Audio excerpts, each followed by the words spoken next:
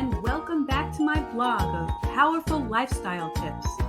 We have begun a new series of what parents need to know about COVID-19, and this is tip number 2, the viral illness in children and multisystem inflammatory syndrome in children. Until recently, parents took comfort in the knowledge that most COVID illnesses in children is mild.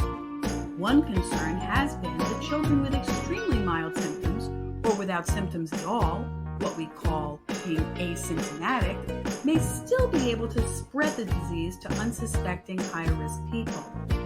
But now, there are new fears as the problem of developing multisystem inflammatory syndrome in children has begun. This illness remains very rare, occurring usually in a child who has tested positive for COVID or has had a known exposure.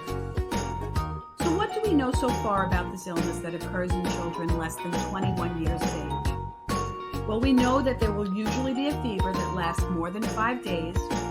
In infants, there can be difficulty feeding or behaving too sick to drink fluids. There can be severe abdominal pain, diarrhea, or vomiting. There can be changes to the skin color, becoming very pale, patchy, and or blue. There can be difficulty breathing or breathing very quickly, having a racing heart or chest pain, a decreased amount or frequency of urination, being very tired, very irritable, and or having confusion. When lab tests are done, there will be evidence of what we call inflammatory markers, such as elevated CRP, ESR, fibrinogen, procalcitonin, D-dimer, ferritin, LDH, and or interleukin-6.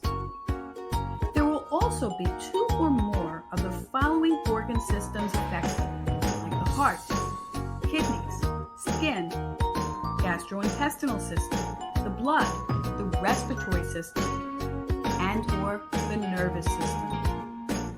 Doctors will conclude that there is no other plausible medical diagnosis, and there will be a positive current or recent infection or known exposure to COVID within the past 4 weeks. So far, we've found no apparent genetic predisposition and no specific associated health conditions that put any particular child at risk.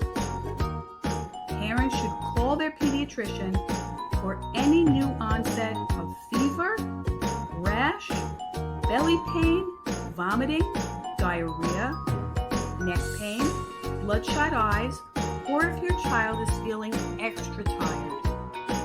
And you should get to a hospital if your child has trouble breathing, pain or pressure in the chest that doesn't go away, new confusion, unable to stay awake or be woken up, having bluish lips or face, or severe belly pain.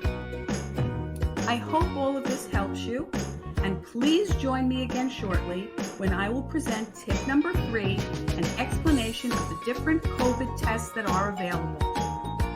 And please reach out at my contact page on my website with any questions or concerns. Remember to like me on Facebook, follow me on Twitter, TikTok, Instagram, and share me with all of your friends and family.